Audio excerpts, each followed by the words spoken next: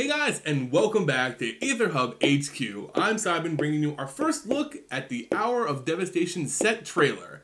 Now, the trailers from Wizards of the Coast are some of the most fun and enjoyable ways for us to get our first peek into a new plane and new sets. So if you haven't already, go ahead and check out the full trailer linked below and follow along as we break it down and see what happens to Almond during the Hour of Devastation. So the second sun reaches its promised endpoint and Bolas is summoned to Almond, and we get our first look at one of the three gods he stowed away on the plane for later use. Later must have been when he returned because we're seeing them all in this trailer. This one looks like a beetle or scarab of some kind, certainly different from the other gods we know of on Almond. In fact, no depiction of bug gods exist at all through any of the ancient glyphs from before Bolas' first arrival on the plane. Perhaps he's changed them from their original forms? Anyway, cool beetle god with a sweet staff. We then see a hulking figure spewing waves of what appear to be locusts from his body. I mean, the plagues of Egypt reference is pretty strong here. Anyway, this is another lost god of Almond, one we'll be seeing more of as the trailer goes on. We see people running from this lost god and its insects in panic, and for good reason. Look at this thing. The Locust God of Almond, it's terrifying, and it moves so creepily in the trailer. Ugh, it gives me a bad feeling just looking at it. I hate bugs. And so far, two of the three gods happen to be just that, bugs.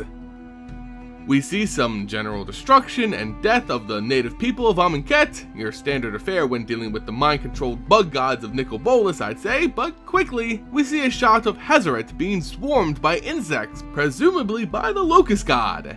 This probably means that Hazaret's fervent attitude towards the God Pharaoh somehow breaks, and she and the other gods go on the offensive against him and his trapped gods. What other reason can explain Bolas' agents attacking a god that was once on his side, right? And finally, we see the massive dragon planeswalker himself, towering over the city, pulsing with magic and crushing the very structures built to worship him. I mean, he is on a mission after all. These petty idols mean little to him. But just look at how massive he is in the trailer. How can the Gatewatch stand against him? Well, judging from the defeat cycle, they probably can't. But I said there were three gods revealed in the trailer, and I only mentioned two, the Beetle and the Locust God. So what's the third? Well, that one was unveiled during GP Vegas, and it's, of course, another bug. The Scorpion God, aptly named the Scorpion God. The Scorpion God is a legendary creature god for 3 generic and Rakdos colors, red and black. Whenever a creature with a -1/-1 counter on it dies, draw a card. Pay 1 generic and Rakdos colors again, put a -1/-1 counter on another target creature. When the Scorpion God dies, return it to its owner's hand at the beginning of the next end step. So the most notable thing about this god is that it's not indestructible. Strange for a creature with the god creature type. Very unique. I'm assuming all three of these new lost gods will follow this formula. Rather than being indestructible, they'll have this pseudo return effect where they come back to your hand if it dies. So they kinda remain godly without actually being indestructible? Regardless, it's a really interesting design choice for these three gods, and in particular, it may hint at their origins, or how Bolas corrupted them.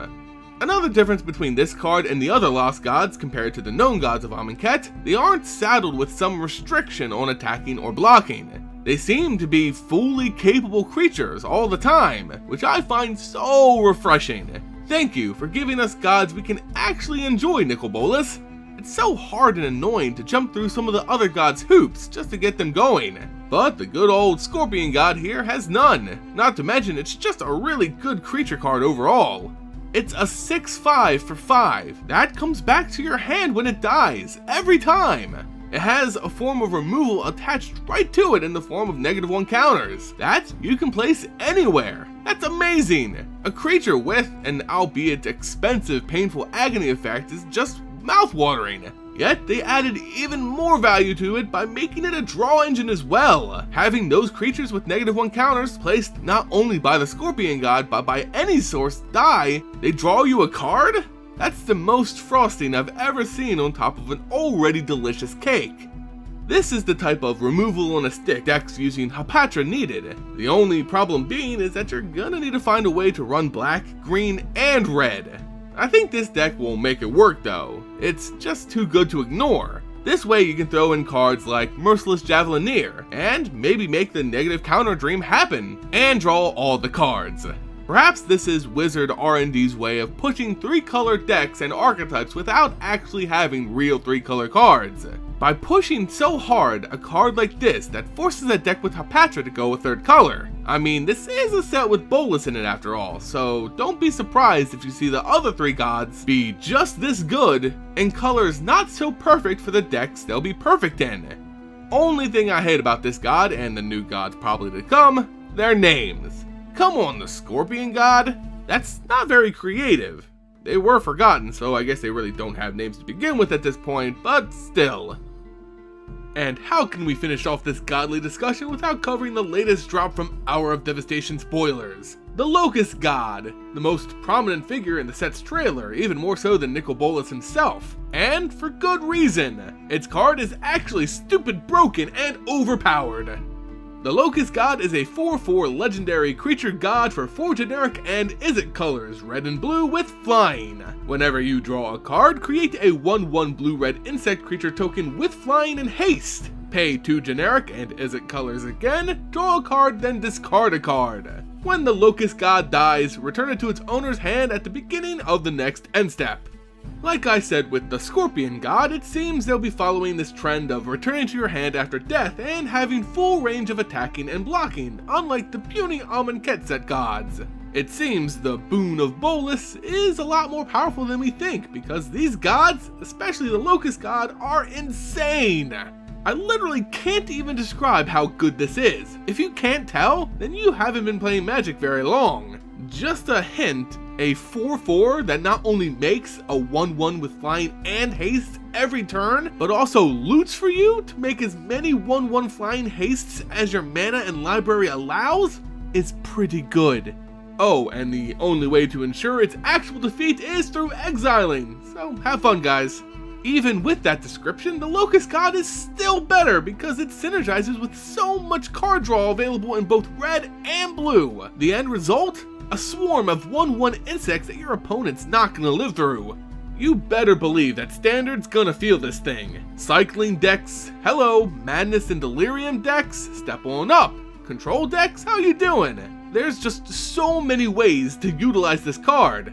Not to mention, it goes pretty well with Kefnet the Mindful. Funny, cause that god's probably dead after the Hour of Devastation, but who cares, synergy is synergy. So yeah, look for a bunch of decks trying this thing out, and as for limited, well, I can't think of a bigger bomb than this. A huge body with evasion that's very tricky to remove, that also creates a potentially endless army of 1/1 evasive creatures? The only thing missing is a form of removal attached right to the card itself. Then it would probably be the best limited bomb ever in the game.